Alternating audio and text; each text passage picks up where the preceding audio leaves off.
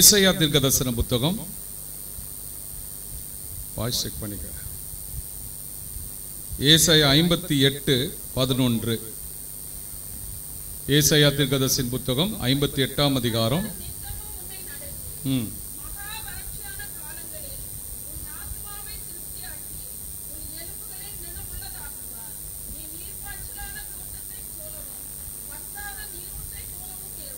ஆமென். கர்த்தர் உன்னை நித்தமும் நடத்தி. ஹல்லேலூயா. வாசிங்க சகோதரர்கள், ஒருத்தர் வாசிங்க. நடத்தி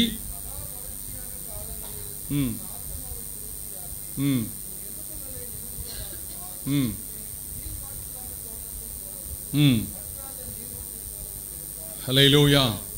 கர்த்தர் நித்தமும் உன்னை நடத்தி மகா வறட்சியான காலங்களில் உன் ஆத்துமாவை திருப்தியாக்கி. சரியா? உன் எலும்புகளை நினமுள்ளதாக்குவார். நீ நீர்ப்பாய்ச்சலான தோட்டத்தை போலவும் வற்றாத நீரூற்றை போலவும் இருப்பாய். எத்தனை பேரை விசுவாசிக்கிறீங்க? கர்த்தருடைய வார்த்தைகளுக்காய் கர்த்தரை ஸ்தோத்திரம் பண்ணலாமா? ஹல்லேலூயா, ஹல்லேலூயா. கர்த்தர் இந்த ஆண்டுல உங்களை வழிநடத்துற விதம் ரொம்ப வித்தியாசமா இருக்கும். அது ஆச்சரியமானதா இருக்கும். தேவனுடைய நடத்துதலை இந்த நாட்களில் நீங்க உணர்வீர்கள், அதை அனுபவிப்பீர்கள்.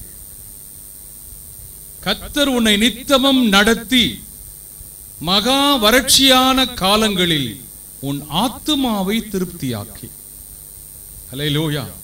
வேதாகமங்கள்ல சில வறட்சியான காலகட்டங்கள் இருக்கு. இந்த வறட்சி எப்போ வரும்னா, மழை தாழ்ச்சி அடையும் போது வறட்சி வரும். மழை.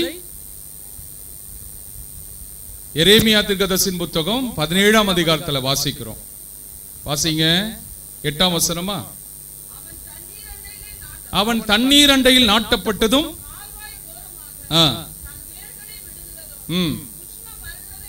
உஷ்ணம் வருகிறதை காணாமல் இலை பச்சையா இருக்கிறதையும் மழை தாழ்ச்சியான வருஷத்திலும்.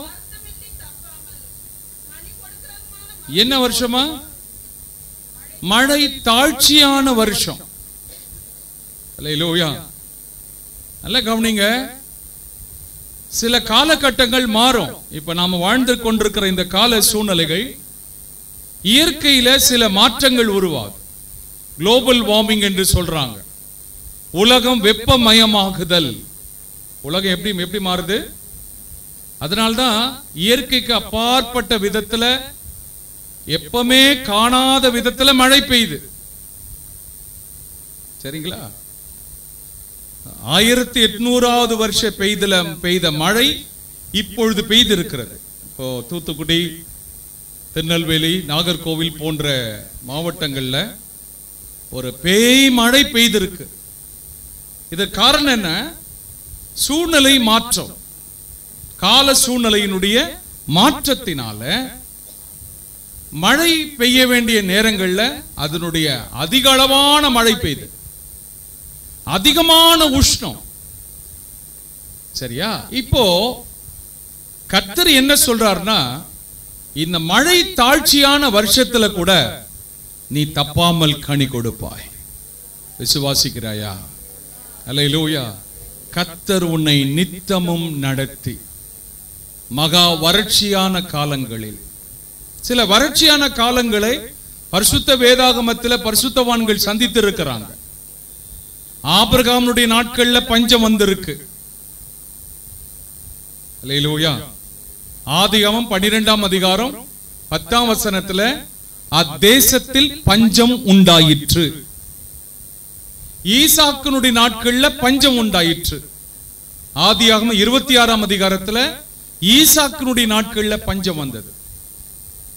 ஆதியாகமத்தின் புத்தகம் 42ஆம் அதிகாரத்துல 43ஆம் அதிகாரத்துல யாக்கோபனுடைய நாட்கள்ல பஞ்சம் உண்டாயிருக்கு. அல்லேலூயா. இவங்க எல்லாம் முற்பிதாக்கள் என்று நாம பேசினாலும் அவர்கள் இந்த பஞ்ச காலங்களை அவங்க சந்தித்து இருக்கிறாங்க. எலியாவின் நாட்கள்ல 3 வருஷம் 6 மாசம் மழை பெய்யல. எலியாவின் நாட்கள்ல 3 வருஷம் 6 மாசம் மழை பெய்யல. அப்போஸ்தலனாகிய பவுலுடைய நாட்கள்ல கூட ஒரு பஞ்சம் வந்தது. அகபு என்ற ஒரு தீர்க்கதரிசி எழும்பி தீர்க்கதரிசனம் உரைக்கிறான், பஞ்ச காலம் வரும் என்று தீர்க்கதரிசனம் உரைக்கிறான். அருமையான கர்த்தருடைய பிள்ளைகளே, இந்த கால சூழ்நிலைகள் மாற்றத்தினால சில பஞ்ச காலங்கள் வரும்போது கூட உன்னை நித்தமும் நடத்தி, ஹல்லேலூயா, பஞ்ச காலங்களில் உன் ஆத்துமாவை திருப்தியாக்கி உன் எலும்புகளை நினமுள்ளதாக்குவார். விசுவாசிக்கிறீங்களா? உங்க எலும்புகளை கர்த்தர் காப்பாற்றுகிறார். சங்கீதக்காரன் சொல்கிறார், அவனுடைய எலும்புகளை எல்லாம் அவர் காப்பாற்றுகிறார். ஹல்லேலூயா. அவனுடைய எலும்புகளில் ஒன்றும் முறிக்கப்படுவதில்லை என்று சொல்லியிருக்கிறார். ஆகவே சபையே, கர்த்தருடைய பிள்ளையே, இந்த புதிய ஆண்டு கர்த்தர் உன்னை நடத்துகிற விதம் அதிசயமாய் இருக்கும், ஆச்சரியமாய் இருக்கும். ஹல்லேலூயா. அதுல முக்கியமா ஆண்டவர் என் மனசுல போட்ட வார்த்தை எதுனா, நீ நீர்ப்பாய்ச்சலான தோட்டத்தை போலவும் வற்றாத நீரூற்றை போலவும் இருப்பாய். ஹல்லேலூயா. நம்புறீங்களா? விசுவாசிக்கிறீங்களா? ஹல்லேலூயா, ஹல்லேலூயா. நீ நீர்ப்பாய்ச்சலான தோட்டத்தை போலவும் வற்றாத நீரூற்றை போலவும் இருப்பாய். பக்கத்துல கைப்பிடிச்சு அவங்களுக்கு இந்த வாழ்த்து செய்தியை சொல்லுங்க பார்க்கலாம். நீ நீர்ப்பாய்ச்சலான தோட்டத்தை போலவும் நீங்கள் வற்றாத நீரூற்றை போலவும் இருப்பீர்கள். ஹல்லேலூயா. நம்புறீங்களா? இந்த ஆண்டு கர்த்தர் உங்களை நீர்ப்பாய்ச்சலான தோட்டத்தை போலவும் வற்றாத நீரூற்றை போலவும் கர்த்தர் உங்களை வைப்பார். ஆமென், ஆமென். ஹல்லேலூயா, ஹல்லேலூயா. அது அப்படியே பலிக்கும். நம்புறீங்களா? நீங்க சொன்ன வாழ்த்துக்கள் அப்படியே நிறைவேறும். ஏன்னா அது கர்த்தருடைய வார்த்தை. ஹல்லேலூயா, ஹல்லேலூயா. அது யாருடைய வார்த்தை? அது கர்த்தருடைய வார்த்தை. ஒரு நீர்ப்பாய்ச்சலான ஒரு நாட்களை தேவன் வாக்களிக்கிறார். எந்த நாட்கள்னா பஞ்சகால நாட்களில, மழை தாழ்ச்சியான நாட்களில தேவன் தம்முடைய ஜனங்களுக்கு மட்டும் எப்படி வெளிப்படுறார் என்பதை தான் பரிசுத்த வேதாகமத்துல கர்த்தர் பேசுறார். உலகம் முழுதும் நடக்கிற அழிவுகளும் நாசமோசங்களும் இருந்து கொண்டுதான் இருக்கும். ஆனா இதன் மத்தியில தேவன் தம்முடைய ஜனங்களுக்கு மட்டும் சில ஆசீர்வாதங்களை பிரத்யேகமாக வைத்திருக்கிறார். அதுதான் நீ நீர்ப்பாய்ச்சலான தோட்டத்தை போலவும் வற்றாத நீரூற்றை போலவும் இருப்பாய். ஹல்லேலூயா. அப்ப நீர்ப்பாய்ச்சலான தோட்டம் என்னன்னா, நம்ம சொந்தமா ஒரு லேண்ட் வாங்க போறோமோ, ஒரு அழகான ஒரு இடத்தை கர்த்தர் கொடுக்க போறாரோ, அப்படிலாம் நீங்க யோசிப்பீங்க. அந்த மாதிரிலாம் யோசிக்க வேணாம். ஹல்லேலூயா. இந்த வசனத்துக்கான உண்மையான அர்த்தம் எதை ஆண்டவர் சொல்றார்? ஏன்னா எழுத்தின்படியான ஆசீர்வாதங்கள் என்பது பழைய ஏற்பாட்டுக்குரியது. புதிய ஏற்பாட்டுக்குரிய ஆசீர்வாதங்கள் எல்லாம் ஆவிக்குரியது. ஹல்லேலூயா. முதல்ல ஆண்டவர் ஒரு மனுஷனுடைய ஆவிக்குரிய வாழ்க்கைக்கான முக்கியத்துவத்தை கொடுத்துதான் சரீர பிரகாரமான வாழ்க்கைக்கு முக்கியத்துவம் கொடுக்கிறார். ஹல்லேலூயா. இந்த ஆத்மா அழிவில்லாதது. இந்த ஆத்மா தான் என்றென்றைக்கும் வாழக்கூடிய ஒன்று. ஹல்லேலூயா. ஆகவே ஆத்மாவுக்குரிய காரியத்தை தான் முதல் சொல்வாரே தவிர சரீர பிரகாரமான காரியத்துக்கு முக்கியத்துவம் கொடுக்க மாட்டேன். அந்த காரணம், இந்த இடம், இந்த சரீரம் எல்லாம் ஒரு நாள் அழிவுக்குரியது, அழிய போகிறது. அதனால இடம் வாங்க போறோமா, கர்த்தர் இடம் தர போறாரா, இதெல்லாம் தூக்கி ஒரு பக்கம் வச்சுட்டு இந்த நீர்ப்பாய்ச்சலான தோட்டம் என்பதை எதை மையப்படுத்தி ஆண்டவர் சொல்றாருன்னு பார்க்கலாம். ஒரு வசனத்தை வாசிங்க. எரேமியா தீர்க்கதரிசியின் புத்தகம் 31ஆம் அதிகாரம் 12ஆம் வசனத்தை வாசிங்க. எரேமியா 31:12 ஒருத்தர் வாசிங்க பார்க்கலாம். கம்பீரித்து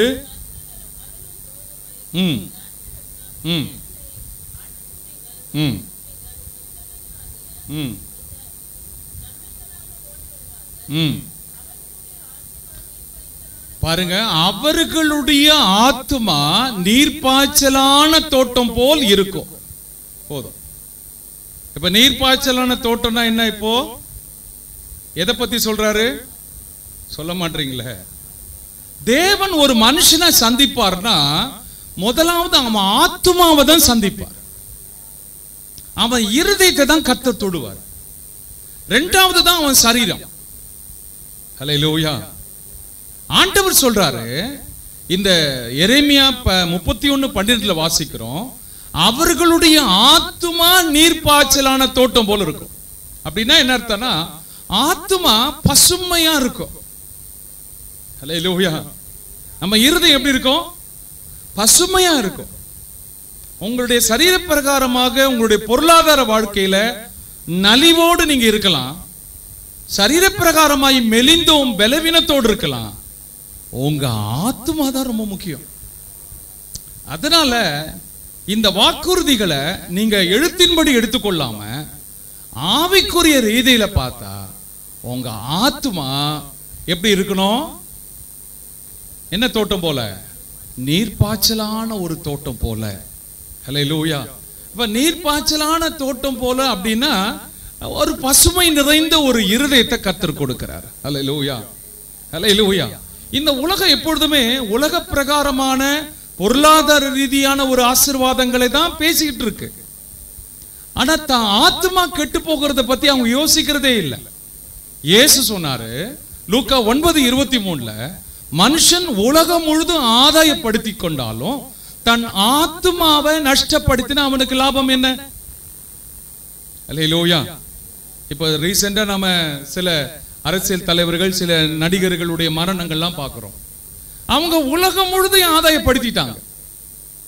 லட்சக்கணக்கான மக்கள் அவங்களுடைய மரண அந்த காரியங்களை போய் அவங்க பங்கெடுக்கிறாங்க. சரியா? ஆனா அவங்க ஆத்மா நஷ்டப்பட்டு போச்சே.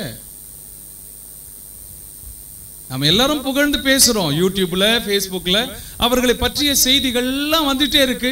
கேட்கும் போது நல்லா இருக்கு. இத்தனை பேருக்கு உதவி செய்தாங்க, அத்தனை பேருக்கு உதவி செய்தாங்க, இத்தனை பேருடைய வாழ்க்கையை தூக்கி நிறுத்தினாங்க. சரி, இது இருக்கட்டும். ஆத்மா மனம் திரும்பிச்சா? இந்த ஆத்மா சுத்தமா இருந்ததா? இந்த ஆத்மா குடி மதுபானத்தை வெறுத்துச்சா? இந்த ஆத்மா தன்னை அர்ப்பணிச்சுதா அப்படின்னு கேட்டா அது கேள்விக்குறிதான். அல்லேலூயா. லட்சக்கணக்கான மக்கள் ஒரு மனுஷனை பின்பற்றி போகிறதுனால அந்த ஆத்மா ரட்சிக்கப்பட்டதுன்னு சொல்ல முடியாது. உலகம் வேணா தூக்கி வச்சு கொண்டாடலாம், கர்த்தர் தூக்கி வச்சு கொண்டாட மாட்டாரு. என் ஆத்மா மண்ணோடு ஒட்டி கொண்டிருக்கிறது. சங்கீதம் 119 சங்கீதத்துல 24 வசனத்துல சங்கீதக்காரன் சொல்றாரு, என் ஆத்மா எங்க ஒட்டிட்டு இருக்கு? மண்ணு மேல ஒட்டிட்டு இருக்குப்பா. உலகம் முழுது ஆதாயப்படுத்தணும், ஆதாயப்படுத்தணும், இதை சேர்க்கணும், அதை சேர்க்கணும், அதை சம்பாதிக்கணும், பெரிய ஆள் ஆகணும், நம்ம சாவுக்கு ஒரு கூட்டம் ஜனங்க, இவ்வளவு கூட்டம் ஜனங்க வரணும். கொஞ்சம் நான் சொல்றத கேளுங்க. பைபிள் என்ன தெரியுமா சொல்லுது? ஆத்மா மண்ணோடு ஒட்டிக்கிட்டு இருக்கு. இந்த ஆத்மா மண்ணுக்கு சொந்தம் இல்ல, இந்த ஆத்மா விண்ணவருக்கு சொந்தம். இந்த ஆத்மா அவரை ஒட்டிக்கிட்டு இருக்கணும், அவரை பற்றி பிடிச்சிட்டு இருக்கணும், அவரை சார்ந்து இருக்கணும். அல்லேலூயா. அவரை போய் ஒட்டிக்கொள், அவரை பற்றி பிடித்துக்கொள். அப்போ சங்கீதக்காரன் சொல்றாரு, உம்முடைய வசனத்தின்படி என்னை உயிர்ப்பியும். எதன்படி? சத்தமா சொல்லுங்க. என் ஆத்மா மண்ணோடு ஒட்டி கொண்டிருக்கிறது, உம்முடைய வசனத்தின்படி என்னை உயிர்ப்பியும் என்று பேசுறாரு. அல்லேலூயா, அல்லேலூயா. ஆகவே அருமையான கர்த்தருடைய பிள்ளைகளே, முதலாவது என்ன செய்யுங்கன்னா, உங்க ஆத்மா சம்பந்தப்பட்ட காரியங்களுக்கு முக்கியத்துவம் கொடுங்க. இந்த வருஷத்துல இயேசு கிறிஸ்துவை நான் சொந்த ரட்சகரா ஏற்றுக்கொள்ள போறேன். இந்த வருஷத்துல இயேசுவுக்காக நான் வாழ போறேன். என் ஆத்மாவை மாயைக்கு நான் ஒப்பு கொடுக்க மாட்டேன். எதுக்கு ஒப்பு கொடுக்க மாட்டேன்? சினிமாவுக்கோ, சினிமா நட்சத்திரங்களுக்கோ, மதுபானத்துக்கோ, மதுபான கடைகளுக்கோ, மதுபானத்தை பானம் பண்ற வேறு நண்பர்களுக்கோ என்னுடைய இருதயம் சாராது. என் ஆத்மா கர்த்தரை நோக்கி அமர்ந்திருக்குமா? அல்லேலூயா, அல்லேலூயா. யாரை நோக்கி அமர்ந்திருக்கணும்? என் ஆத்மாவை ஏன் கலங்குகிறாய்? ஏன் எனக்குள் தியங்குகிறாய்? தேவனை நோக்கி காத்திரு. நீ நம்புகிறது அவராலே வரும். அல்லேலூயா. இந்த ஆத்மா கலங்க விட்டுறாதீங்க. இந்த ஆத்மா என்ன செய்யணும்னா, சங்கீதம் 103 சங்கீதம் 1 வசனத்துல சொல்லப்பட்டிருக்கிற வேத வசனத்தின்படி, என் ஆத்மாவே கர்த்தரை ஸ்தோத்திரி. என்ன செய்யணும்? என் ஆத்மாவே கர்த்தரை துதி, முழு உள்ளத்தோடு தோடே அவர் நாமத்தையே ஸ்தோத்தரி பரிசுத்த நீரே. சேர்ந்து பாடுறீங்களா? என் ஆத்துமாவே கர்த்தரை துதி முழு உள்ளத்தோடே அவர் நாமத்தையே ஸ்தோத்தரி பரிசுத்த நீரே. நீ செய்த சகல உபகாரங்களையும் ஒவ்வொன்றாய் எண்ணி துதித்திடுவே. என்ன நடந்தாலும் என்ன நேர்ந்தாலும் உம்மையே நம்பி துதித்திடுவே.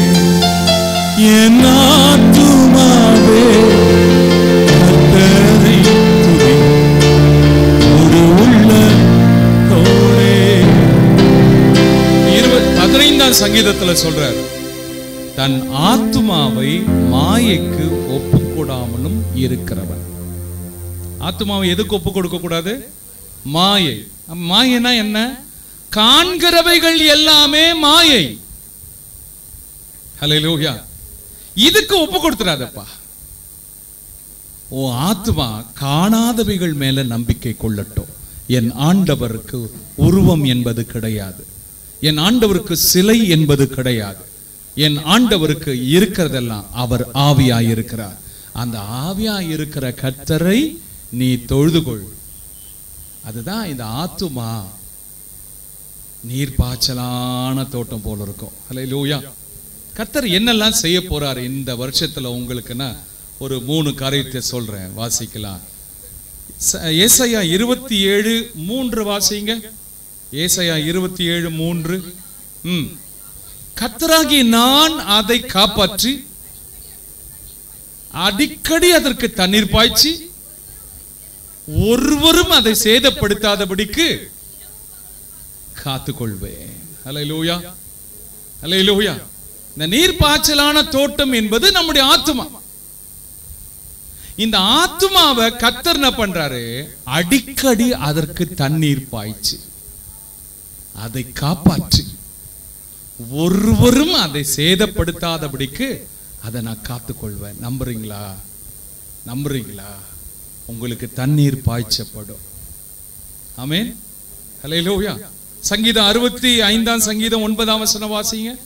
சங்கீதம் 65:9. தேவரீர் பூமியை விசாரித்து அதற்கு நீர் பாய்ச்சுகிறீர், தண்ணீர் நிறைந்த தேவ நதியினால் அதை மிகவும் ஆத்துமா செழிப்படையுது. ஹல்லேலூயா. அந்த ஆத்துமாவுக்கு அவர் தண்ணீர் பாய்ச்சுறாரா. தண்ணீர் நிறைந்த தேவ நதியினால் அந்த தோட்டத்தை செழிப்பாக்குறார். ஹல்லேலூயா, ஹல்லேலூயா. நம்புறீங்களா? உங்க ஆத்துமா செழிப்பா இருக்கணும். உங்க ஆத்துமா செழிப்பா இருந்தா உங்க சரீர பிரகாரமாக எல்லா காரியங்களும் செழிப்படைஞ்சிருங்க. ஆகவே இந்த வருஷத்துல கர்த்தர் சொல்றாரு, நான் உனக்கு தண்ணீர் பாய்ச்சுவேன். Praise the Lord. அவனுடைய தண்ணீர் அவனுக்கு கொடுக்கப்படும். ஆமென். உங்களை தேடி ஒரு நதி வரும். உங்களை தேடி என்ன வரும்? ஒரு நதி வரும். அது அந்த தோட்டத்துக்குள்ள பாய்கிற ஒரு நதியை போல உங்களுக்கு அழக கொடுக்கும், உங்களுக்கு புத்துணர்வை கொடுக்கும். கர்த்தர் உங்களை புத்துணர்ச்சியோடு கர்த்தர் வைத்து நடத்துவார். விசுவாசிக்கிறீங்களா? யாருக்கு தண்ணீர் பாய்ச்சப்படும்னா, தண்ணீர் பாய்ச்சுகிறவனுக்கு தண்ணீர் பாய்ச்சப்படுமா. வாசிங்க. இங்க சொல்லப்பட்டிருக்கு நீதிமொழிகள் 11:25. நீதிமொழிகள் 11:25 வாசிங்க. உதார குணமுள்ள ஆத்துமா செழிக்கும், எவன் தண்ணீர் பாய்ச்சுகிறானோ. ஆமென். ஹல்லேலூயா. அப்படின்னா என்ன அர்த்தம்னா, உதார குணம் எப்படி வரணும்னா தண்ணீர் போல அது பெருக்கெடுத்து ஓடணும். ஹல்லேலூயா. எவன் தண்ணீர் பாய்ச்சுகிறானோ அவனுக்கு தண்ணீர் பாய்ச்சப்படும். ஆகவே இந்த புதிய ஆண்டு உங்களுக்கு ஒரு தோட்டத்தை போல, ஒரு வற்றாத நீரூற்றை போல அந்த நீரூற்று சுரந்துகிட்டே இருக்கும். ஹல்லேலூயா, ஹல்லேலூயா. ஆகவே இந்த ஆசீர்வாதத்தை கர்த்தர் வைத்திருக்கிறார். இது நீர்ப்பாய்ச்சலான தோட்டம். இரண்டாவது, ஆண்டவர் வேதாகமத்தில் இன்னொரு தோட்டத்தை வச்சிருக்கிறார். அதுக்கு பேர் அடைக்கப்பட்ட தோட்டம். சொல்லுங்க. உன்னத பாட்டின் புத்தகம் 4ஆம் அதிகாரம் 12ஆம் வசனத்தை வாசித்து பார்த்தீங்கன்னா இன்னொரு தோட்டத்தை பத்தி சொல்றாரு. கொஞ்சம் வாசிங்க.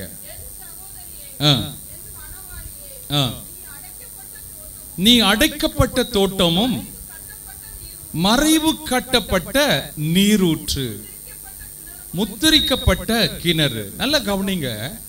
ஒன்று நீர்ப்பாய்ச்சலான தோட்டம் மட்டுமல்லாம கர்த்தர் தம்முடைய சபைக்கு வைத்திருக்கிற இன்னொரு ஆசீர்வாதம் என்னன்னா, நீ அடைக்கப்பட்ட தோட்டம். அப்படின்னா அந்த தோட்டத்துக்கு ஒரு ஃபென்சிங் தேவை, ஒரு வேலி தேவை. உனக்கு தண்ணீர் பாய்ச்சுகிறது மட்டுமல்லாம உன்னை சுற்றிலும் கண்ணுக்கு தெரியாத ஒரு தெய்வீக பாதுகாப்பை கர்த்தர் கொடுக்கிறார். நம்புறீங்களா? விசுவாசிக்கிறீங்களா? ஹல்லேலூயா, ஹல்லேலூயா. பாருங்க, எகிப்துல இருந்து ஒரு திராட்சை கொடியை கர்த்தர் கொண்டு வராராம். அதை எங்க வந்து நட்டு வைக்கிறார்னா, இஸ்ரவேல் என்ற பாலும் தேனும் ஓடுகிற தேசத்துல நட்டு வச்சு அதுல இருக்கிற கற்களை எல்லாம் பொறுக்கி போட்டு அதை சுற்றில கர்த்தர் என்ன பண்றாரா? வேலி அடைக்கிறாரா. ஏசாயா தீர்க்கதரிசியின் புத்தகம் 5ஆம் அதிகாரம் 2ஆம் வசனத்துல இஸ்ரவேல் என்ற ஜனங்களை சுற்றிலும் கர்த்தர் என்ன பண்றாரு? வேலி அடைக்கிறாரா. ஹல்லேலூயா. வேலி அடைக்கிறார்னா என்ன? எதுக்கு வேலி அடைக்கிறோம்? நாம ஏதோ ஒரு விபரீதமான ஒரு சம்பவங்கள் நடக்க கூடாது என்பதற்காக முன்கூட்டி என்ன பண்றோம்? ஒரு வேலி அடைக்கிறோம்.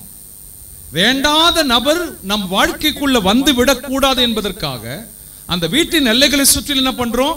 வேலி அடைக்கிறோம். கர்த்தர் சொல்றாரு, நீ அடைக்கப்பட்ட தோட்டம். ஹல்லேலூயா. நீ மறைவு கட்டப்பட்ட ஒரு நீரூற்று.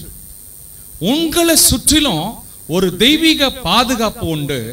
எப்படி அந்த பாதுகாப்பு இருக்குன்னா, யோபுவை சுற்றிலும் கர்த்தர் என்ன பண்ணார்னா வேலி அடைச்சாரா. யோபுவின் புத்தகம் 1ஆம் அதிகாரத்துல நீங்க வாசித்து பார்த்தீங்கன்னா, சாத்தான் ஆண்டவரை பார்த்து சொல்லும் போது சொல்லுவான். அந்த வசனத்தை கொஞ்சம் வாசிங்க பார்க்கலாம். நீர் அவனை சுற்றிலும் வேலி அடைக்கவில்லையோ? 11ஆம் வசனமா? பாருங்க, நீர் அவனையும் அவன் வீட்டையும் அவனுக்கு உண்டான எல்லாவற்றையும் சுற்றி வேலி அடைக்கவில்லையோ? ஹல்லேலூயா. அப்படின்னா உங்களையும் உங்கள் வீட்டையும் உங்க வீட்டுக்கு உண்டான எல்லாவற்றை சுற்றிலும் கர்த்தர் என்ன பண்ணி இருக்கிறாரு? நம்புறீங்களா? ஹல்லேலூயா. சொல்லுங்க. என்னையும் என் வீட்டாரையும் எனக்குண்டான எல்லாவற்றையும் சுற்றி என் கர்த்தர் வேலி அடைத்திருக்கிறார். சாத்தான் கேட்கிறான், உள்ள வர முடியல, யோபுவை தொட முடியல. தேவனுடைய அனுமதி கேட்கிறான். அனுமதி கேட்டாதான் வேலியை தாண்டி வர முடியும். அனுமதி கொடுக்கலாம், வேலியை தாண்டி வர முடியாது. ஹல்லேலூயா. நம்மை சுற்றிலும் ஒரு தெய்வீக பாதுகாப்பு உண்டா இருக்குங்க. ஹல்லேலூயா. அதனால நீங்க போய் என்ன பண்ணலாம்?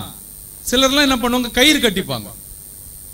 கையில ஒரு கருப்பு கயிறு இருக்கும், காலில் ஒரு கருப்பு கயிறு இருக்கும். வெளியே போகிறதுக்கு முன்னாடி ஒரு எலுமிச்சம்பழத்தை இந்த டயருக்கு அடியில் வச்சு அதை நசுக்கிட்டு போனோமா. இந்த மாதிரிலாம் சென்டிமெண்டாலாம் நீங்க யோசிக்க கூடாது. தேவன் காணப்படாதவர்.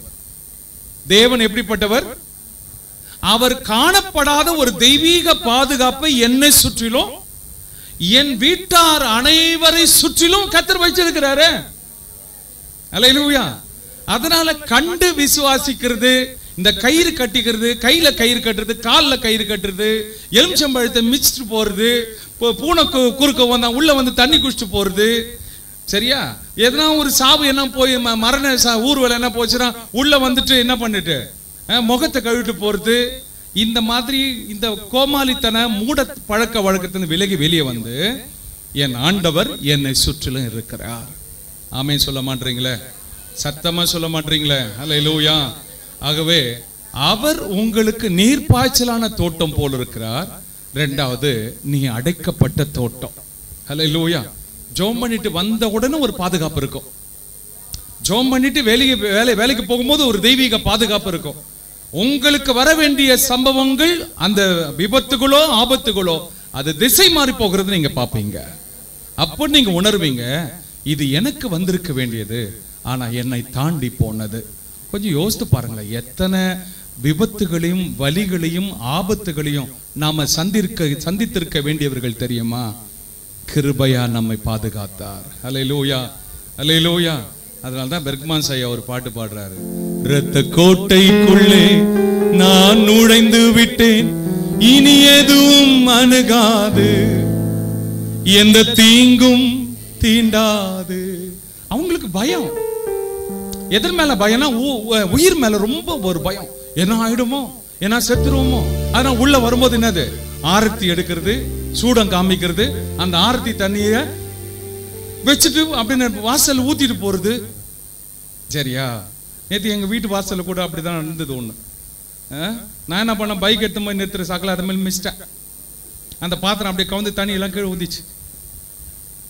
அந்த குடும்பத்தார் என்ன நினைச்சாங்களோ தெரியல, இந்த ஐயா வந்து காலை மிதிச்சு விட்டு போயிட்டாரு.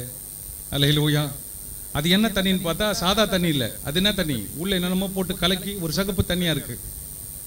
ஒன்றும் ஆகாது. நம்ம இந்த தண்ணி மேல நம்பிக்கை வைக்கல. அல்லேலூயா. நான் இயேசு கிறிஸ்துவின் ரத்தத்தின் மேல நம்பிக்கை வச்சிருக்கிறேன். எதுவும் அணுகாது. என் குழந்தைங்களுக்கு எதுவும் நடக்காது. என் சபைக்கு எதுவும் நடக்காது. எனக்கு எதுவும் நடக்காது. என்னை சுற்றிலும் ஒரு பாதுகாப்பு இருக்கு. நம்புறீங்களா? இப்போ சூடம் ஏத்துவீங்களா? ஆரத்தி காமிப்பீங்களா? ஐயோ, திருத்தவே முடியாதுப்பா உங்களை. சேர்ந்து பாடலாம். இரத்த கோட்டைக்குள்ளே நான் நுழைந்து விட்டேன், இனி எதுவும் அணுகாது, கை தட்டி, எந்த தீங்கும் தீண்டாது. இரத்த கோட்டைக்குள்ளே நான் நுழைந்து விட்டேன், இனி எதுவும் அணுகாது, எந்த தீங்கும் தீண்டாது. நேசரின் ரத்தம் என் மேலே நெருங்காது சாத்தான். நேசரின் ரத்தம் என் மேலே நெருங்காது சாத்தான். பாசமை சிலுவையில் பலியானார், பாவத்தை வென்று விட்டார். இயேசு பாசமை சிலுவையில் பலியானார், பாவத்தை வென்று விட்டார்.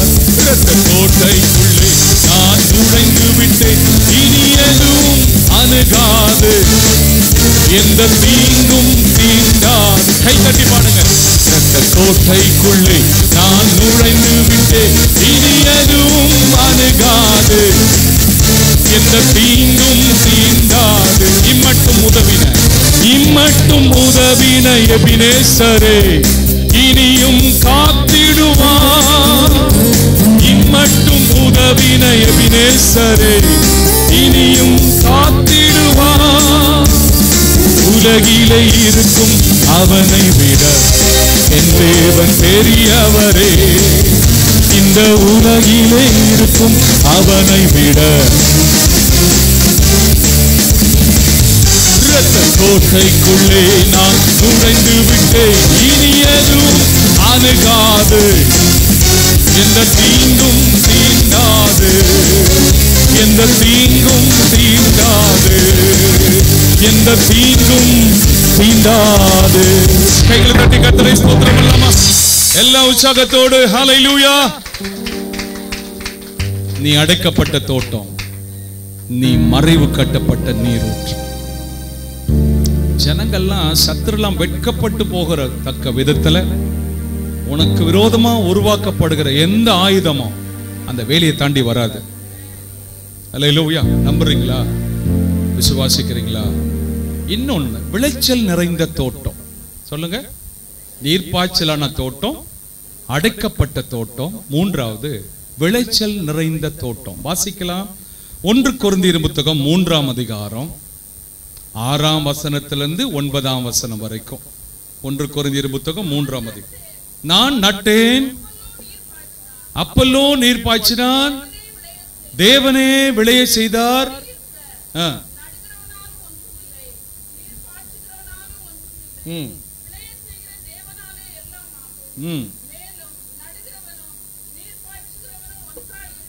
ம் ம் ம் நாங்கள் தேவனுக்கு உடன் வேலையாட்களும் இருக்கிறோம், பண்ணையும் மாளிகையுமாய் இருக்கிறீர்கள். அவ்வளவு ஒரு காரியத்தை இங்க கொரிந்து சபையாருக்கு சொல்றாரு. சபையினுடைய வளர்ச்சியை எப்படி சொல்றாருன்னா, அது ஒரு விதை கோப்பிடுறார். நான் நட்டேன், அப்பல்லோ நீர் பாய்ச்சினார், தேவனே விளைய செய்தார். அல்லேலூயா, அல்லேலூயா. ஆகவே இந்த தோட்டத்துக்கு பேரு ஒரு விளைச்சலின் தோட்டம். விசுவாசிக்கிறீங்களா? அல்லேலூயா, அல்லேலூயா. பவுல் சொல்றாரு, நான் நட்டேன், அப்பல்லோ நீர் பாய்ச்சினான், தேவனே விளைய செய்தார். ஆகவே நடுகிறவனாலும் அல்ல, நீர் பாய்ச்சுகிறவனாலும் அல்ல, விளைய செய்கிற தேவனாலே. அல்லேலூயா, பிரைஸ் தி லார்ட். சிலருடைய பிரயாசங்கள் இருக்கும், சிலர் உங்களுக்காக பிரயாசப்படுவாங்க. அந்த பிரயாசத்தினுடைய பலன் எங்க வரனா? பரத்திலிருந்து வரும். தேவன் சில காரியங்களை விளைய செய்வார். நம்புறீங்களா? அல்லேலூயா. பவுல் எதை குறிப்பிட்டார்னா, ஊழியத்தை தான் குறிப்பிட்டார். பவுல் போய் ஒரு இடத்துல ஊழியம் செய்யறாரு, அப்பல்லோ போய் அந்த இடத்துல ஊழியம் செய்யறாரு. பவுலுடைய அப்பல்லோவுடைய ஊழியம் நடுற ஊழியம், பவுலுடைய ஊழியம் நீர் பாய்ச்சுகிற ஊழியம். அல்லேலூயா. ஒரு சபைன்னா இந்த ரெண்டு காரியங்கள் இருக்கணும். நடனம், நீர் பாய்ச்சணும். நடனம், நீர் பாய்ச்சணும். நட்டாலும் நட வேண்டியவர்கள் அதனுடைய வேலையை செய்யணும், நீர் பாய்ச்சுகிறவர்கள் அதனுடைய வேலையை செய்யணும். ஆனா விளைச்சல் என்பது என் கையில இல்ல, நாம் ஊற்றுகிற தண்ணீர்ல இல்ல, அந்த மண்ணில் இல்ல, எங்க இருக்கு? கர்த்தர் கையில இருக்கு. அப்பனா நீங்க இந்த வருஷத்துல பிரயாசம் எடுங்க. அல்லேலூயா. நீங்க பிரயாசப்பட்டு பயிரிடுங்கள், பலனில் முந்தி பங்கடைவான். யாக்கோபு 5:7 பவுல் யாக்கோபு ஆசிரியர் சொல்கிறார், பிரயாசப்பட்டு பயிரிடுகிறவன் பலனில் முந்தி பங்கடைவான். அல்லேலூயா.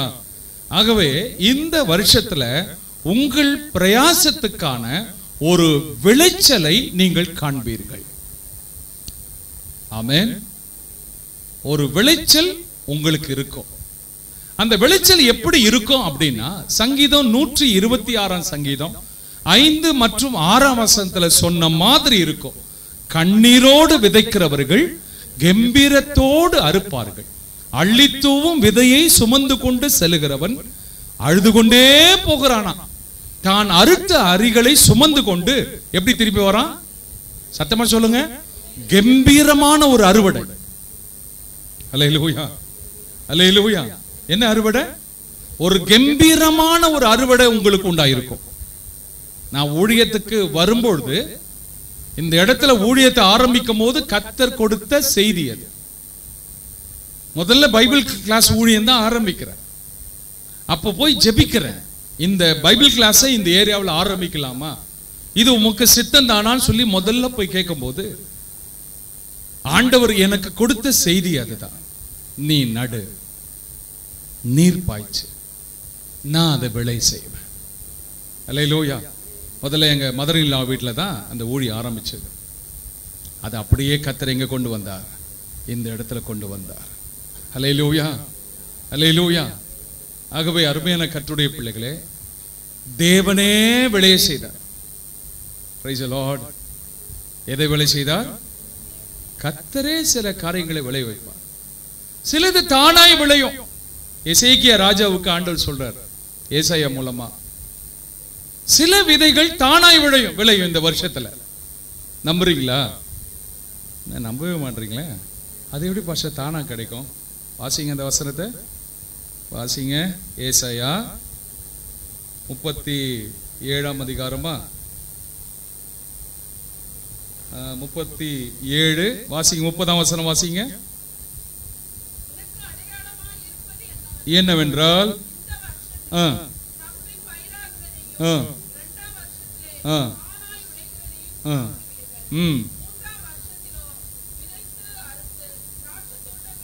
பாருங்க, இந்த வருஷத்தில் தப்பி பயிராகிறது, இரண்டாம் வருஷத்தில் தானாய் விளைகிறது.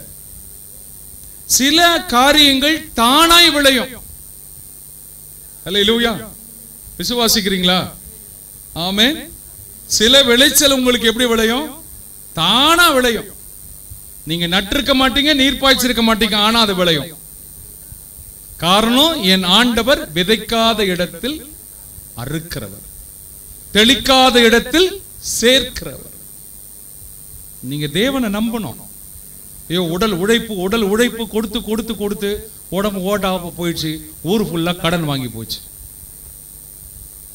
ஊரெல்லாம் கடன். உடம்பு எப்படி போச்சு? உழைப்பாளி உழைப்பாளி. இந்த உழைப்பை நம்பாதன்றார் ஆண்டவர். உழைங்க, ஆனா எதை நம்பாத? நடுகிறவனாலும் அல்ல, நீர் பாய்ச்சிறவனாலும் அல்ல, விளைய செய்கிற தேவன். அவர் தான் மழை கொடுக்கணும். நான் நட்டுட்டேன், நீர் பாய்ச்சிட்டேன், மழை வர்றதுக்கு இன்னும் நம்மளால சொன்ன மழை வந்துருமா? மழையமான வந்துருமா? விளைய செய்கிற தேவன். என்ன தேவன் அவரு? சத்தமா சொல்லுங்க. விளைய செய்கிற தேவன் அவர். அப்போ சிலதெல்லாம் உங்களுக்கு தானா நடக்கும். பேதுரு சிறைச்சாலை இருக்கிறான். சிறைச்சாலையின் கதவு தானா திறந்தது. தெரியுமா உங்களுக்கு? அப்போஸ்தலர் நடவடிக்கைகள் 12ஆம் அதிகாரம். நல்லா தூங்கிட்டு இருக்கிறான். இப்போ உங்களுக்கு தூக்கம் அப்படியே வருது பாத்தீங்களா, அப்படி இழுக்குது பாத்தீங்களா? அந்த மாதிரி ராத்திரி நேரத்தில் நல்லா என்ன பண்றான்? தூங்குறான் பேதுரு. தட்டி எழுப்புறாரு வந்து தூதன். அவங்க பக்கத்துல என்ன தட்டி எழுப்புங்கப்பா, கொஞ்சம் தட்டி எழுப்புறாரு. எப்பா எழுந்துக்கப்பா, என்ன பண்ண, உன் பாதரட்சியை போட்டுக்கப்பா, போலாமாப்பான்னு சொல்லி கூட்டின்னு போறாரு. அவனுக்கு என்ன கனவுலே நடக்கிற மாதிரி நடக்கிறாங்க. அப்படியே நான் போறான். 1ஆம் காவல் 2ஆம் காவல் கடந்து போறான். தூக்கத்திலே நடக்கிறான். அவன் ஏதோ கனவு காண்றன்னு நினைச்சுக்கிறான். பாருங்க, அந்த அவன் போக போக கதவு என்ன எப்படி திறக்குது சொல்லுங்களேன்? கதவு தானாய் திற உண்டது. நம்புறீங்களா? பக்கத்துல கைப்பிடிச்சு சொல்லுங்க. கதவு சொல்லுப்பா கொஞ்சம். கதவு தானா திறக்கும். சரியா சொல்லலையா நீங்க? நல்லா கை பிடிச்சி உலுக்கி சொல்லுங்கப்பா. கதவு தானா திறக்கும், பயிர் தானாய் விளையும். அல்லேலூயா. உங்களுக்கான போஷிப்பு தானா வரும். அதனால்தான் 6 நாள் வேலை செய்யினார், 7ஆம் நாள் ஓய்ந்திருந்தார். ஏன் 7 நாள் வேலை செய்யணும்னா, செய்யும் தொழிலை தெய்வமா மாத்திருவோம். செய்யும் தொழிலை தெய்வமா மாத்தாதப்பா. 6 நாள் வேலை செய், 7ஆம் நாள் எனக்கு கொடு. அப்ப சாப்பிடுறது எப்படி? நான் உன் தேவையை சந்திக்கிறேன். அல்லேலூயா, அல்லேலூயா. ஆகவே அடைக்கப்பட்ட தோட்டம், நீர்ப்பாய்ச்சலான தோட்டம், விளைச்சல் அடைந்த ஒரு தோட்டத்தை கர்த்தர் உங்களுக்கு வச்சிருக்கிறார். அல்லேலூயா. நீர்ப்பாய்ச்சலான தோட்டத்தை போலவும் வற்றாத நீரூற்றை போல இருப்பார். இதெல்லாம் நம்முடைய ஆத்மாவுக்கு சொன்னது. சரிங்களா? கடைசியா ஒரு காரியம் சொல்லி முடிக்கிறேன். ஒரு சம்பவத்தை நம்ம இப்ப பார்க்க போறோம். யோசுவாவின் புத்தகம் 15ஆம் அதிகாரம் 17ஆம் வசனத்திலிருந்து 19ஆம் வசனம் வரைக்கும் ஒரு சம்பவத்தை நாம இன்னைக்கு பார்க்க போறோம். 19ஆம் வசனத்தை ஒருத்தர் வாசிங்க. யோசுவா 15:19.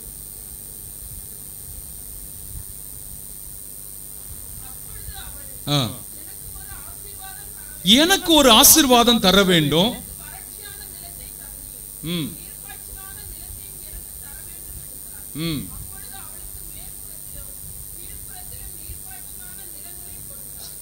பாருங்க, எனக்கு ஒரு ஆசீர்வாதத்தை தர வேண்டும், ஆசீர்வாதம் தர வேண்டும். எனக்கு வறட்சியான நிலத்தை தந்தீர், நீர்ப்பாய்ச்சலான நிலத்தை தர வேண்டும் என்று சொல்லி அக்சால் என்ற ஒரு பெண் தன்னுடைய தகப்பனாகிய காலேப் கிட்ட கேட்கிற அந்த ஒரு காரியத்தை தான் இன்னைக்கு சொல்லி முடிக்கணும்னு விரும்புறேன். இந்த செய்தி ஆயத்தை படித்திருக்கும் போது கர்த்தர் எனக்கு இந்த வசனத்தை ஞாபகப்படுத்தினார். உங்களுக்கு நான் அதை ஞாபகப்படுத்தணும்னு விரும்புறேன். கொஞ்சம் கவனிங்க. காலேப் என்ற ஒரு தகப்பன் இருக்கிறான்.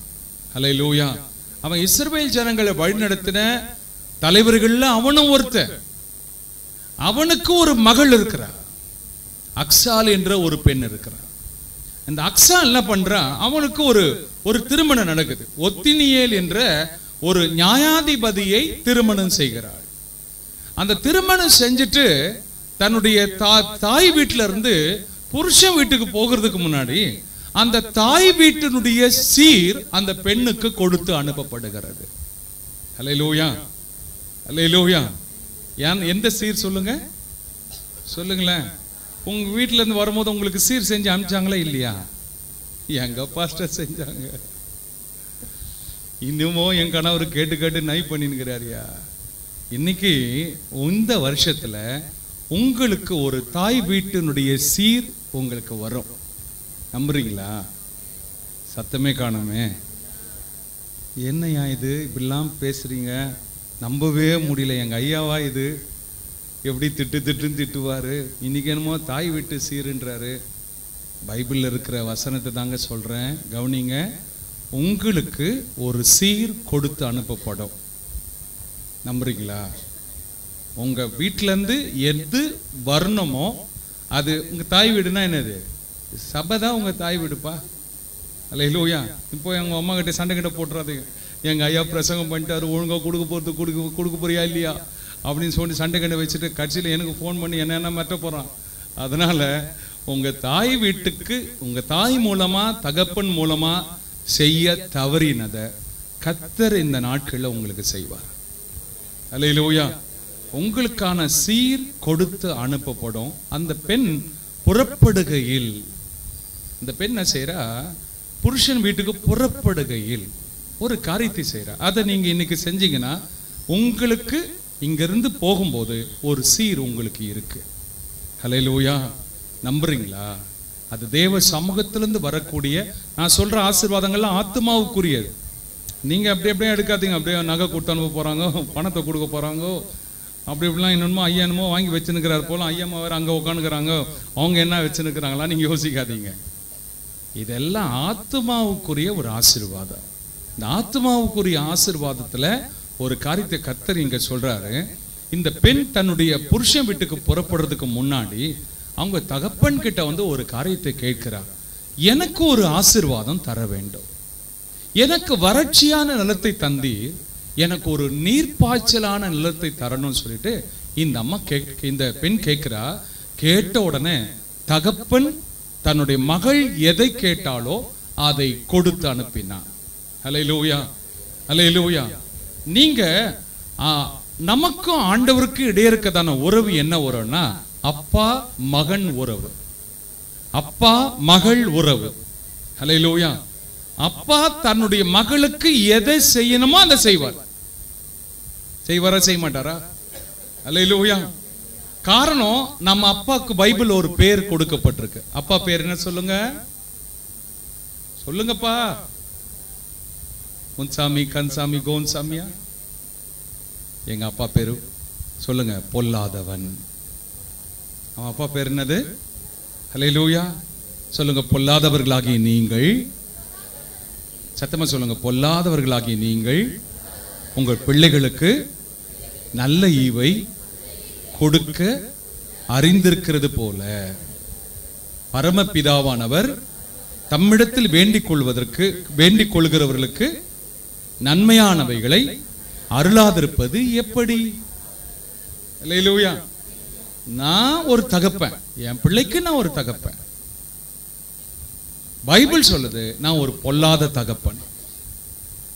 ஆனா என் மகனுக்கு நான் நல்லதை தான் கொடுப்பேன்.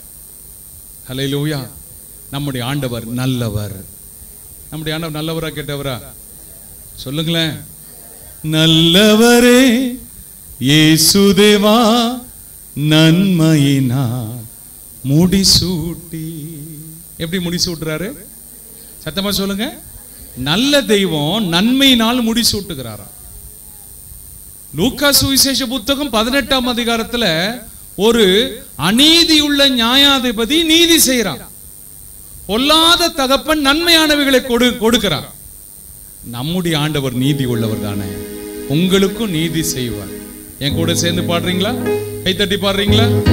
நல்லவரே இயேசுதேவா, நன்மையினால் முடிசூட்டி. நல்லவரே இயேசுதேவா, நன்மையினால் முடிசூட்டி. கிருபைகளை பொழிந்திடுவி, என்றென்றுமா நடத்திடுவி. கிருபைகளை பொழிந்திடுவி, என்றென்றுமா நடத்திடுவி. நல்லவரே இயேசுதேவா, நன்மையினால் முடிசூட்டி நல்லவரே இயேசுதேவா நன்மையினால் முடிசூட்டி உம்முடைய பரிசுத்தமா வீட்டின் நன்மையா. கைகளை தட்டி பாடுங்க. உம்முடைய பரிசுத்தமா வீட்டின் நன்மையா திருப்தியாக்கியே தினம் நடக்குமே திருப்தியாக்கியே தினம் நடக்குமே. தேவா உம்மை நான் என்றும் துதிப்பேன். நல்லவரே இயேசுதேவா நன்மை முடிசூட்டி நல்லவரே இயேசுதேவா நன்மை முடிசூட்டி. ஹல்லேலூயா ஹல்லேலூயா. இந்த அக்சால்னா என்ன அர்த்தம் தெரியுங்களா? கால்களில் கணுக்காலில் இருக்கிற சலங்கை ஒளி. அக்சால்னா என்ன அர்த்தம்? இந்த கணுக்காலில் இருக்கிற சலங்கை ஒளி. இன்னொரு வார்த்தை கொலுசு என்று சொல்லுவாங்க. அக்சால்னா அதுதான் அர்த்தம், கணுக்காலில் இருக்கிற சலங்கை ஒளி. ஹல்லேலூயா. அந்த அந்த நடக்கும் போதே ஒரு சத்தம் வரல, அந்த சலங்கை ஒளியினுடைய சத்தம் வரல. அது கேட்கறதுக்கு நல்லா இருக்குமா? எப்படி இருக்கும்? இனிமையா தானே இருக்கும். ஒரு கொலுசு போட்டுக்கிட்டு ஒரு சலங்கை ஒளி போட்டுட்டு நடந்து வரும்பொழுது அந்த சத்தம் எப்படி இருக்கும்? இனிமையா இருக்கும். அப்படின்னா இந்த அக்சால் என்று பார்க்கும்போது நாம சிந்திக்க வேண்டியது அவளுடைய நடக்கை. கால்கள் என்று சொல்லாமே எது அதை குறிக்கிறது? ஒருவருடைய நடக்கை வைத்துதான் ஒருவரை கர்த்தர் ஆசீர்வதிக்கிறார். அப்ப இந்த அம்மாவுக்கு இருந்த 3 நடக்கை உங்களுக்கு சொல்லணும்னு விரும்புறேன். ஒன்று பரிசுத்த நடக்கை. என்ன நடக்கை சொல்லுங்க? ஹல்லேலூயா. இப்ப 17ஆம் வசனம் வாசிங்களேன்.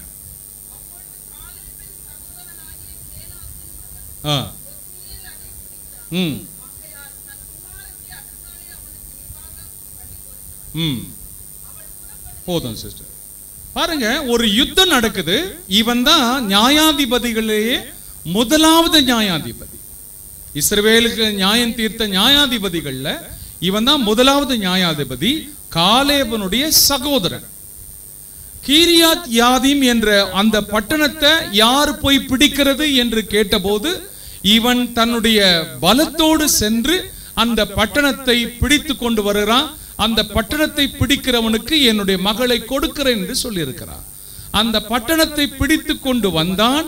வந்தவனுக்கு தன்னுடைய மகளை விவாகம் பண்ணி கொடுத்தான் அவனுடைய தகப்பனாகிய காலேப். அல்லேலூயா அல்லேலூயா. தகப்பன் யாரை கை காண்பிக்கிறானோ அவனை விவாகம் செய்தவள் தான் இந்த அக்சால். அல்லேலூயா. சொல்லுங்க, தகப்பன் யாரை கை காண்பித்தானோ அவனை திருமணம் செய்தவள் தான் இந்த அக்சால். அல்லேலூயா. அப்படின்னா இந்த பெண் தன்னுடைய வாலிப பருவத்தை பரிசுத்தமா காத்து கொண்டிருந்த பெண் தான் இந்த அக்சால். காரணம், தனக்கு மேல என்னுடைய பெற்றோர் உண்டு, எனக்கு ஒரு தகப்பன் உண்டு, ஒரு தாய் உண்டு, என்னுடைய எதிர்காலத்தை தீர்மானிக்க அவர்கள் உண்டு. அல்லேலூயா அல்லேலூயா. ஆகவே அவர்கள் ஒரு திருமண வாழ்க்கையை ஆயத்தப்படுத்தி கொடுக்கும் அளவுக்கும் இந்த பெண் தன்னுடைய நடக்கையில பரிசுத்த நடக்கை உள்ளவளாய் காணப்பட்டார். அதனால்தான் சலங்கை ஒளி. என்ன ஒளி அது? சலங்கை ஒளி. அந்த ஒரு சத்தம். என்ன சத்தம்னா அதுல பரிசுத்த நடக்கை இருந்தது. ஹல்லேலூயா. ஆகவே அருமையான கர்த்தருடைய பிள்ளைகளே, இன்றைய நாட்களில தங்களுடைய நடக்கையில மாறுபாடாய் நடக்கிறவர்கள் அநேகர் எழும்பி விட்டார்கள். ஆகவே சபையில் இருக்கிற வாலிப பிள்ளைங்க, படிக்கிற பசங்க எல்லாருக்கும் உங்களுக்கு நான் சொல்லிக் கொடுக்கிறேன். உங்களுடைய திருமண வயது, திருமண வாழ்க்கை உங்களுக்கு வரும் வரைக்கும் உங்க வாலிப பருவத்தை பரிசுத்தமா காத்துக்கிடுங்க. காரணம், உங்களுக்கு பையனையோ அல்லது பொண்ணையோ பார்த்து வைக்கிறதுக்கு யார் உண்டு? உங்களுக்கு அப்பா இருக்கிறாங்க, உங்களுக்கு அம்மா இருக்கிறாங்க. அவங்க செய்ய முடியலன்னா ஊழியக்காரர்களாகி நாங்க இருக்கிறோம். ஹல்லேலூயா. ஆகவே உன்னுடைய எதிர்காலத்தை உன்னுடைய அந்த அந்த வரம்பு மீறி வழி மாறி திசை மாறி நீயே போய் யாரையும் தேர்ந்து கொள்ளாத. உனக்கான நாள் மட்டும் நீ காத்திரு. உனக்கான எதிர்காலத்தை அமைத்து கொடுக்க உன் தேவன் ஆயத்தமா இருக்கிறார். ஹல்லேலூயா. ஆகவே அந்த சலங்கை ஒலியினுடைய சத்தத்துக்கு பேர் பரிசுத்த நடக்கை. ஹல்லேலூயா. அக்சாலுக்கு ஒரு நடக்கை இருந்தது. அந்த நடக்கைக்கு பரிசுத்த நடக்கை. சின்ன வயசுலயே பிள்ளைகளுக்கு பெற்றோர் சொல்லி சொல்லி வளர்க்கணும். சரிங்களா? உங்க பிள்ளைங்க ஸ்கூலுக்கு போயிட்டு வந்த உடனே இன்னைக்கு ஸ்கூல்ல என்ன சொல்லி கொடுத்தாங்க, உங்க டீச்சர்ஸ் என்ன பேசுறாங்க, உன் கூட இருக்கிற நண்பர்கள் என்ன பேசிக்கிட்டாங்க, நீ அதுக்கு என்ன ரிப்ளை பண்ண, நீ யாரு கூட போற, யாரு கூட பழகுற, யாரு கூட போன்ல அடிக்கடி கண்காணிங்க. அது பிள்ளைகளுக்கு வெறுப்பையும் சலிப்பையும் உண்டாக்கினாலும் பெற்றோர்களாகிய நீங்கள் அவர்களுக்கு கண்காணிப்பு செய்து, அம்மா இந்த டிவி எல்லாம் பார்த்து சினிமாலாம் பார்த்து நீ ஏமாந்து போயிடாத. உன் கூட படிக்கிற பையன் உன் கூட படிக்கிற பொண்ணு வேற வழி மாறி திசை மாறி போகலாம். அதெல்லாம் நீ யோசித்து உன் வாழ்க்கையை நீ கெடுத்துக்காதன்னு சொல்லிட்டு உன் பிள்ளைங்களுடைய நடக்கையை தயவு செய்து பெற்றோரை கண்காணியுங்கள். வாலிப பசங்களுக்கு சொல்லிக் கொடுக்கிறேன், தயவு செய்து உன்னுடைய எதிர்காலத்தை தீர்மானிக்கிறதுக்கு உன்னுடைய பெற்றோர் இருக்கிறாங்க. நீயே தவறான தெரிந்து கொள்ளுதலை தெரிந்து கொள்ளாத, அது உன் எதிர்காலத்தை பாதிக்கும். ஹல்லேலூயா. நிறைய பேரை நான் இன்னைக்கு பார்த்துட்டு இருக்கிறேன், நிறைய பேரை பார்க்கிறேன், கண்ணீர்ல நிக்கிறாங்க. பெற்றோராலும் ஒன்னும் செய்ய முடியல, இந்த பிள்ளையாலும் மறுமணம் செய்ய முடியல, கண்ணீரின் வேதனையின் வலியில நிக்கிறாங்க. தேவனுக்காக கூட எழும்பி பிரகாசிக்க முடியலங்க. காரணம் பெற்றோருடைய வார்த்தையை மீறி நடந்ததனால அந்த பிள்ளைகளுடைய எதிர்காலமே பாதிக்கப்பட்டு கிடக்குது. தெரியுமா? இந்த பிள்ளை அவனுக்கு முன்பாக காலை பெருக்கிறான். அப்பா அப்பா என்ன சொல்றாரோ, அப்பா ஒரு வாழ்க்கை துணையை அமைத்து கொடுக்கிற மட்டும் இந்த பெண் தன்னுடைய நடக்கையில பரிசுத்த நடக்கை உள்ளவளாய் இருந்தாள். இரண்டாவது, அக்சால் என்ற நடக்கை பற்றி பேசும்போது பணிவின் நடக்கை. என்ன நடக்கை? ஒரு பணிவான ஒரு நடக்கை இந்த அம்மாவுக்கு இருந்தது. வாசிக்கலாம், 18ஆம் வசனத்தை வாசிக்கலாம்.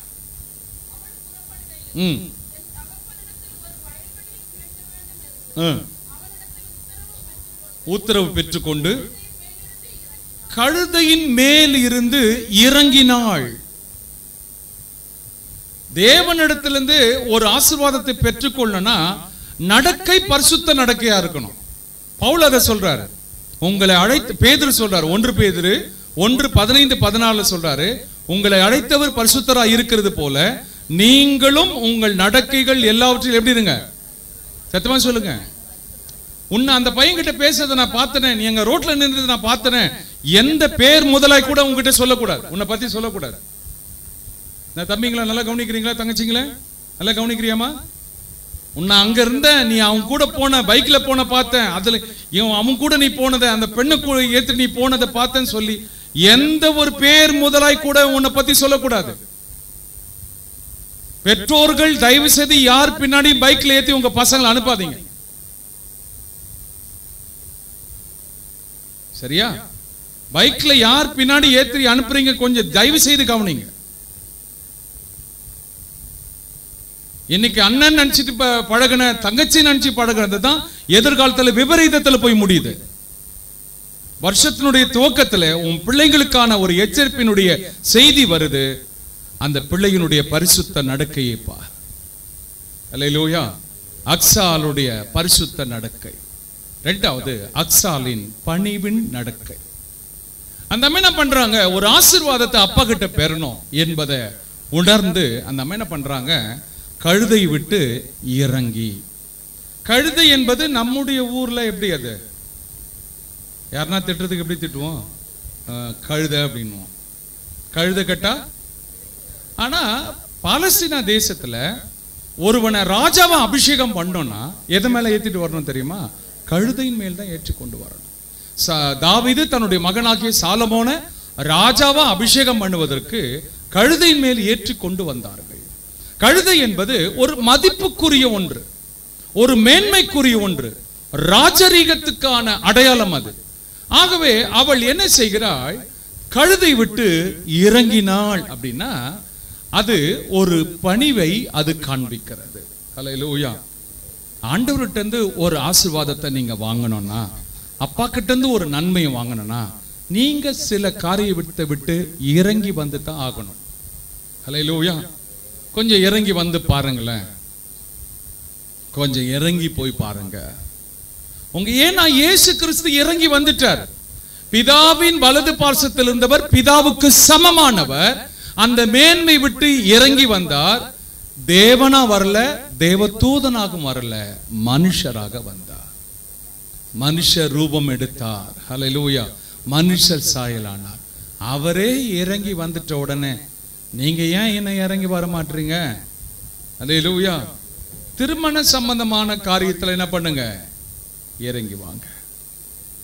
அந்த ஜாதி, அந்த மதம், அந்த வேறுபாடு, அந்த அத சொல்லுவாங்க ஏ ஃபார், சொல்லுங்கப்பா, age, B for beauty, C for caste. தெரியுமா தெரியாதா உங்களுக்கு? ஐயோ புதுசா கேக்குறீங்களா? ஏ ஃபார் என்னது? ஏஜ். பி ஃபார் நிஷாந்த் கேட்டா பக்காவா சொல்லுவான். என்ன நிஷாந்த்? அல்லேலூயா. A for age, B for beauty, C for caste, அப்புறம் D for dowry. D for என்னது? நான் ஏற்கனவே சீருன்னு சொன்னல, அதான். அந்த டவுரி எல்லாம் கேட்க மாட்டேன்னு முடிவு பண்ணிட்டு இறங்கி வாப்பா கொஞ்சம். அல்லேலூயா. இல்ல யானுக்கா கேட்கறேன், உன் பிள்ளைக்கு தானே கேட்கறேன். அப்போ போற வீட்டுல நல்லா வாழணும்.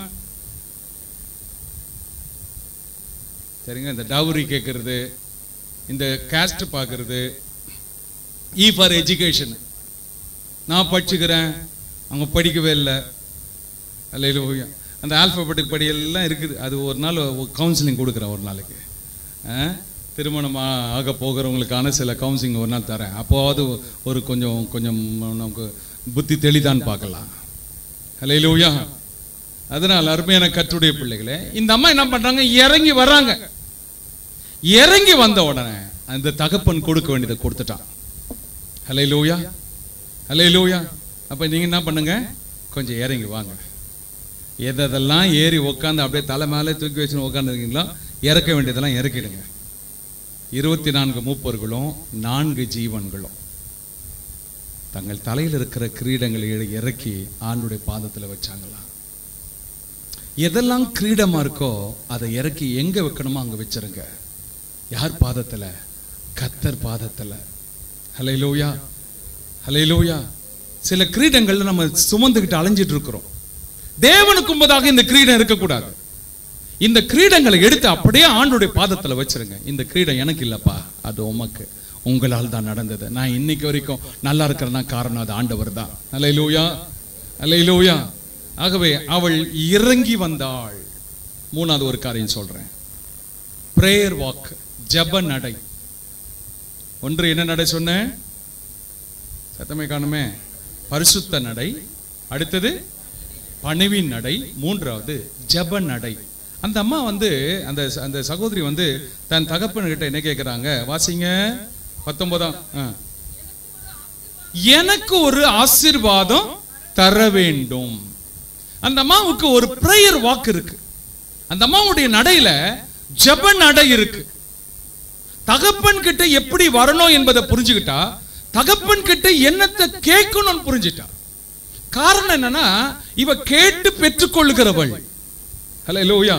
ஆண்டவர் சொல்றார், கேட்க சொல்றார். கேளுங்கள் அப்பொழுது உங்களுக்கு, தட்டுங்கள், தேடுங்கள், கண்டறிவீர்கள்.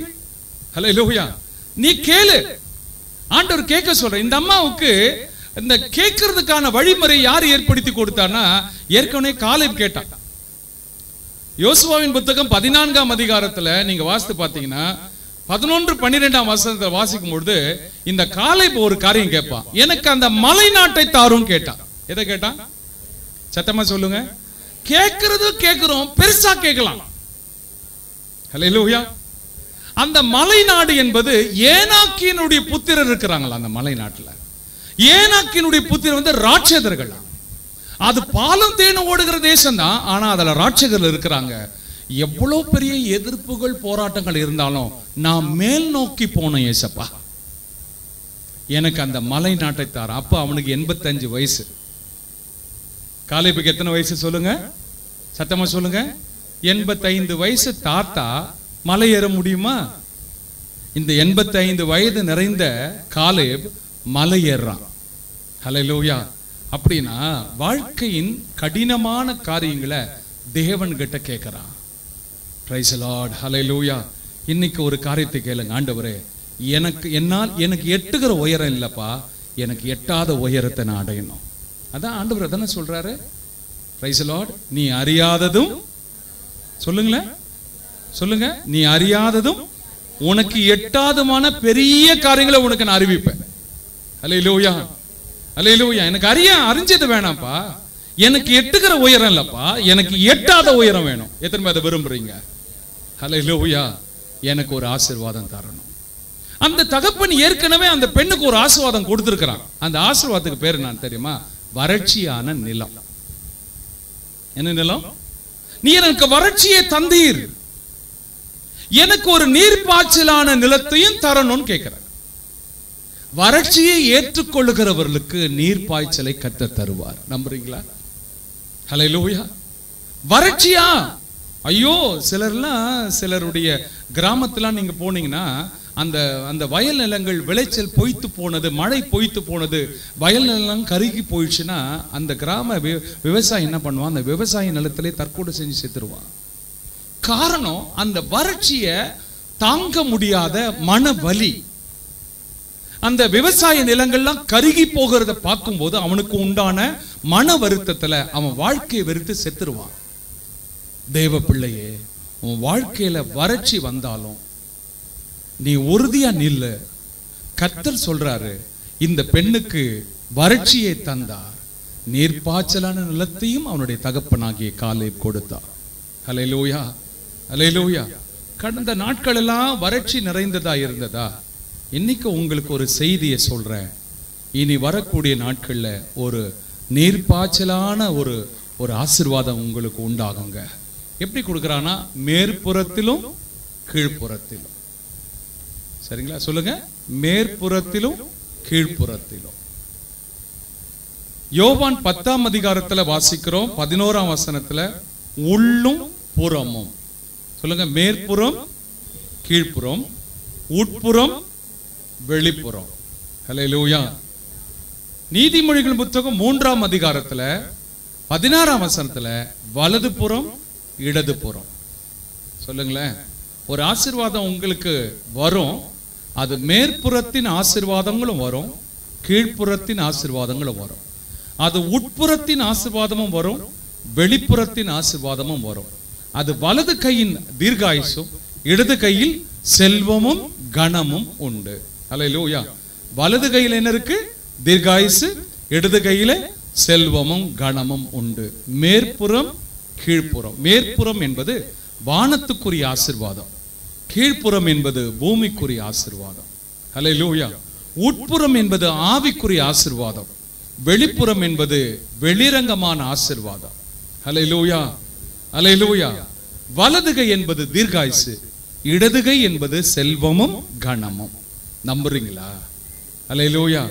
நமக்கு இடது கையை விட எதுதான் முக்கியம்? சொல்லுங்களேன். இது ஸ்பீட் குறைவு, இடது கை வேகம் குறைவு, வலது கை தான் வேகம் அதிகம்.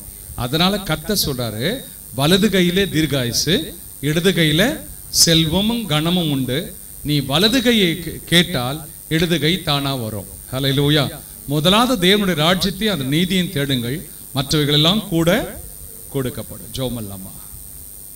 எல்லாரும் எழும்பி நிற்கலாமா? உங்களுக்கு ஒரு நீர்ப்பாய்ச்சலான தோட்டம் உண்டு.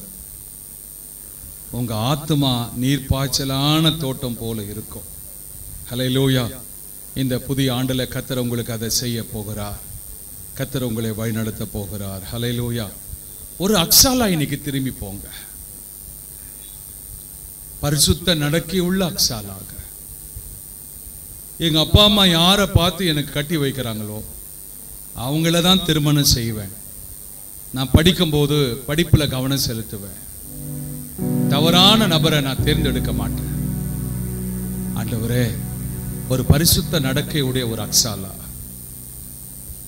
இரண்டாவது காரியம், பணிவான நடக்கை உள்ள அக்ஸாலா.